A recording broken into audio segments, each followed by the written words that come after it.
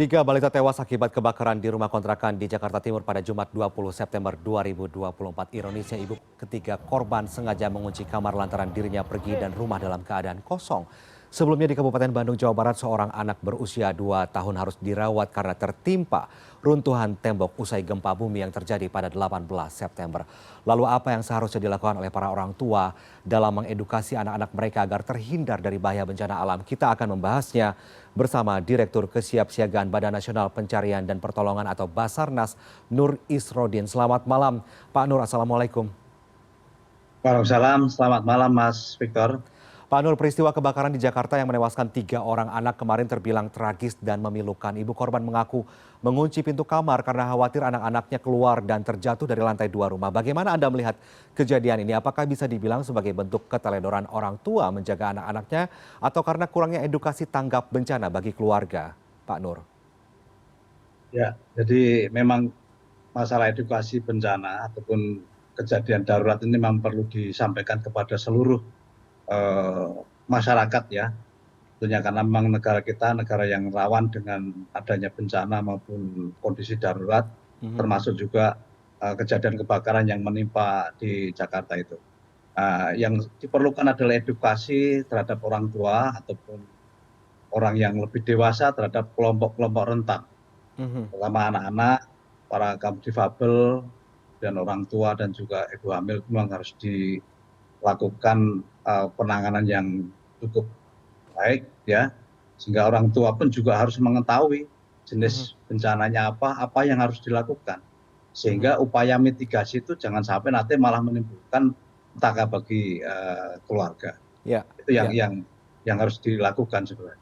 Ya, Pak Nur, agar peristiwa serupa tak terjadi lagi, apalagi ini untuk mengendalikan panik saat terjadi bencana begitu ya. Antisipasi apa saja yang harus dilakukan orang tua nih untuk menyelamatkan anak saat terjadi bencana tiba-tiba? Ya, orang tua pertama harus mengetahui tentang jenis-jenis ataupun karakter bencana. Mhm. Kemudian masing-masing karakter bencana itu kan membutuhkan treatment ataupun membutuhkan self rescue yang berbeda-beda ya. Ya. Misalnya dalam situasi banjir, situasi gempa bumi, kebakaran itu apa sih yang harus dilakukan untuk menghindar ataupun escape secepat mungkin di lokasi terdampak sehingga eh, yang diharapkan adanya keselamatan bagi jiwa manusia itu akan terwujud. Terutama untuk sekali lagi untuk para anak-anak juga yang tadi sudah kita mendapatkan contoh yang Mhm.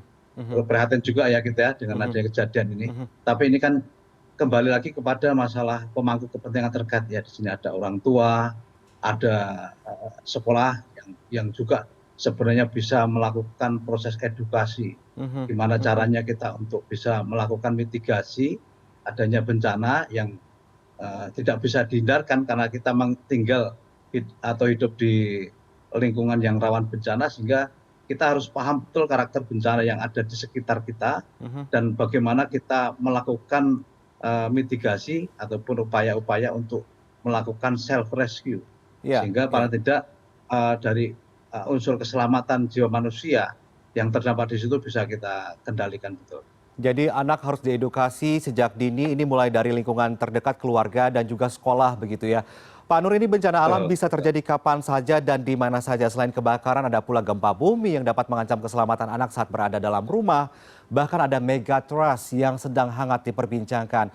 Apa saja tahapan untuk melindungi diri terutama anak-anak jika terjadi bencana tiba-tiba? Kira-kira untuk gempa bumi saja, apa yang dimungkinkan untuk menjaga anak-anak ini agar selamat begitu Pak Nur? Ya, dalam bencana gempa bumi ada semacam prosedur emergensi yang bisa dilakukan untuk kita bisa mengeliminasi ya. Mhm. Artinya bisa mengurangi potensi risiko yang terjadi pada kita. Mhm. Bukan berarti ini adalah mutlak bisa menyelamatkan, tetapi paling tidak kita bisa mengedukasi para anak-anak itu Mhm. dengan misalnya dengan menghindarkan dari area-area yang berpotensi menimbulkan runtuhan. Mhm. Karena kalau gempa buminya tidak berbahaya, tetapi akibat reruntuhan bangunan itu yang menimbulkan petaka ya Mas ya. Mhm. Jadi edukasi misalnya dengan apa namanya di bawah bangunan ataupun di bawah tempat yang bisa melindungi kepala kita kemudian kita juga harus mengetahui ataupun memahami cara-cara untuk penanganan ataupun treatment apabila terjadi apa namanya trauma ataupun kecelakaan gitu ya, ataupun Mhm, mengalami mhm, luka. Ya. Dan juga harus juga diedukasi nanti kalau misalnya terjadi situasi darurat ya, misalnya ada potensi tsunami, juga bagaimana dia harus datang menuju ke titik ataupun zona yang aman dengan membawa perlengkapan darurat yang mestinya bisa dibawa untuk dia bisa dapat survive paling tidak dua atau 3 kali 24 mhm, jam. mhm.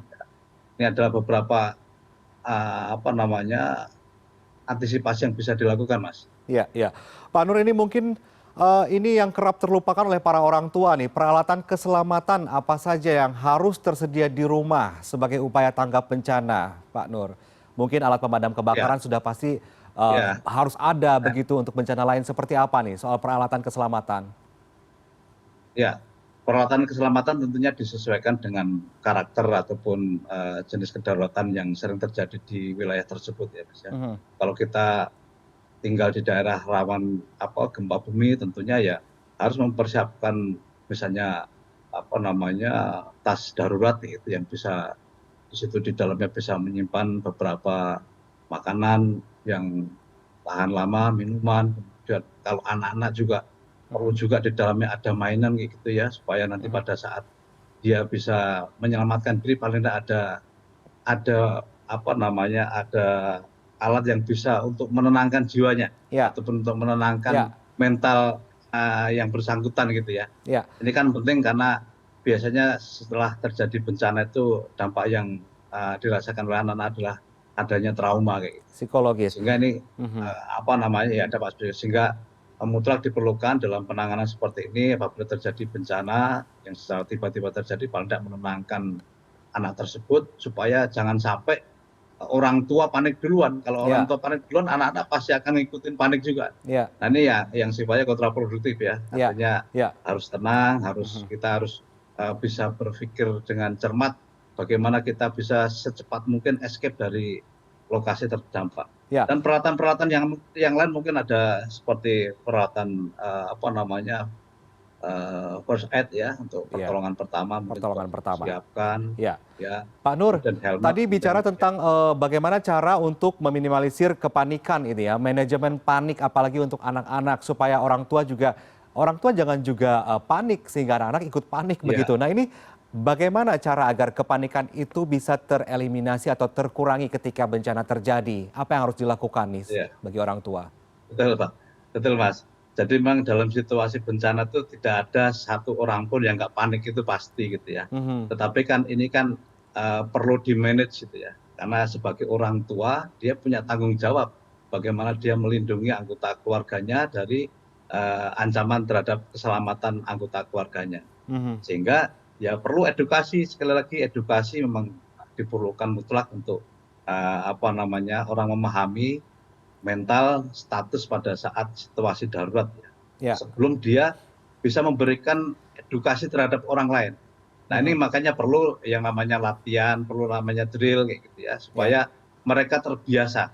Kalau di ya. negara-negara maju seperti di Jepang itu edukasi sudah ditanamkan dari semenjak mereka di apa namanya di taman kanak-kanak Taman sehingga kanak-kanak. karena mereka juga hidup di lingkungan rawan bencana tentunya mereka sudah siap dari masa kecil gitu ya, sehingga Iya. tidak terlalu kaget ya. Pak Nur, ini yang terakhir, mengedukasi anak-anak mungkin usia sekolah dasar, SMP begitu itu, cukup mudah ya untuk mengajari mereka bagaimana caranya untuk menghindari atau menyelamatkan diri ketika terjadi bencana. Tapi melihat kemarin korbannya yang di Bandung adalah balita, kemudian di Jakarta juga balita begitu.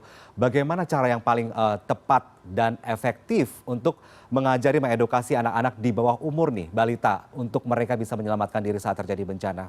Apa yang harus dilakukan orang tua? Iya, betul. Jadi kalau balita kan memang beliau ataupun yang bersangkutan tidak memiliki pemahaman Mhm, masalah bencana ya. iya, Jadi adanya hanya panik dan di situ memang mutlak diperlukan orang dewasa ataupun kelompok yang secara kondisi fisik dia siap untuk melindungi yang bersangkutan karena kan sekali lagi apalagi balita itu kan masih kelompok rentan ya dan dia mhm, sifatnya harus kita kita support betul itu untuk kita iya. lindungi. Ya, Jadi memang tidak balita. ada, Mhm. hampir tidak ada edukasi tersendiri kecuali kalau mereka sudah berangkat di